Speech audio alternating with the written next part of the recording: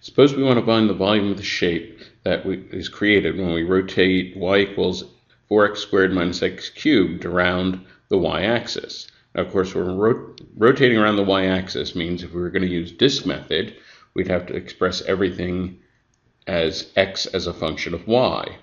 But unfortunately, this particular function we can't really invert. And in fact, that's often the case. There are many, many functions in which it's not easy at all to write the inverse of the function. And so the question is, what do we do? Well, there's another way to find volume called the shell method, which I'll start to talk about in this video.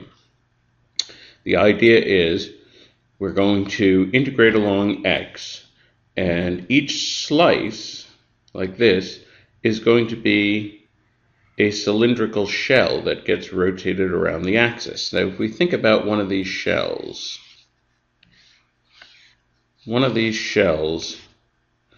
is like the label of a can, and it has a radius r and a height h.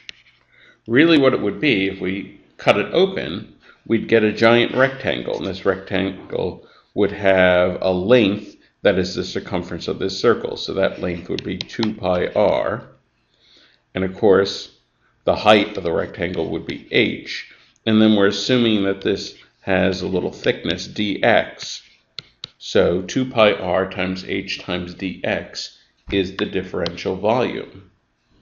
And the general formula for the volume using this method, 2 pi times r of x, h of x, dx, where r of x is a radius function and h of x is a height function, and these are radius and height of the slices of shell as we move along the shape.